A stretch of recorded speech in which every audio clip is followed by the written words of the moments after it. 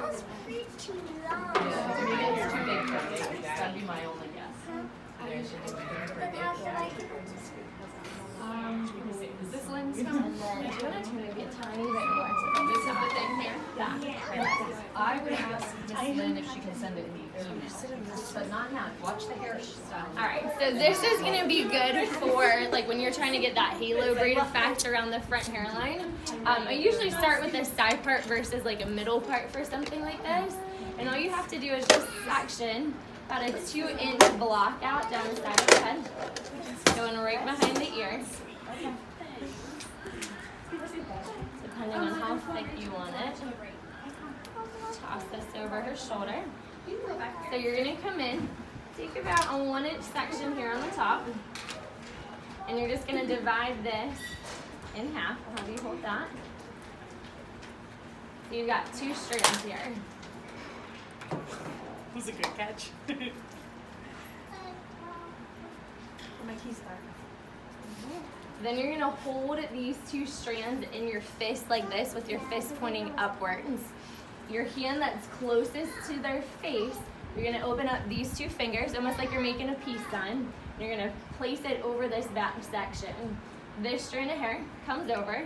So do you see how that makes like an X? Pinch it with your thumb.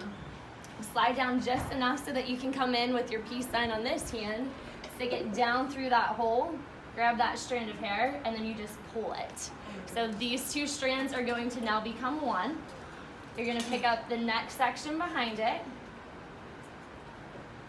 Goes back into your fist like this. So the hand closest to the hairline opens up with your 2 peace sign fingers, cross over to make your X, pinch it with your thumb, peace sign on this side, come in, grab that strand of hair, pull it through, pull tight. So then this now becomes 1 strand. Grab your next strand of hair, and all we're doing is repeating the same 2 steps that we did. Hold them in your fist, open this up, cross over and make your X.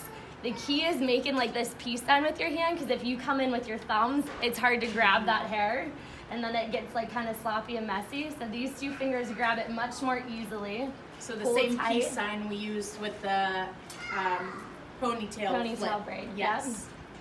So grab your next section down below here.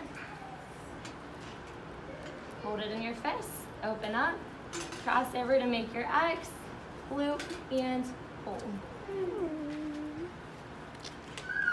And then you just keep repeating the Jenny, process. what would you suggest for flyaways that are happening? A lot of times I like to do this on wet hair, because even like Sabra has really fine hair. Yes. So the braid doesn't look super bulky on her, and you get those flyaways that are in there. So damp hair works best for this.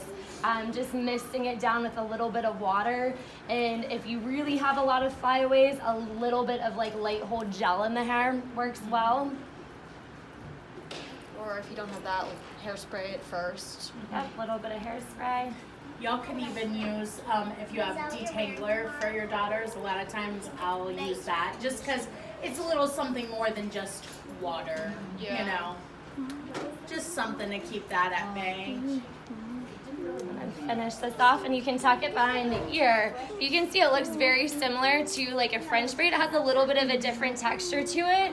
And then the other option that you have is if you hold it tight, this is what it's gonna look like. If you loosen it up though, you can pull these little loops out in the hair, and you get this cool little kind of like looped effect that happens when you loosen that up. And then the other option you have is you can actually take this braid and flip it back and pin it, and then you get another effect in the hair, and you can just throw your bobby pins through there. So that's kind of like a little cheat way of getting that halo braid if it's hard to control those 3 strands. And you can kind of get like 2 to 3 braids out of one technique depending on which way you maneuver it. That's cool. That's cool, Jenny. I actually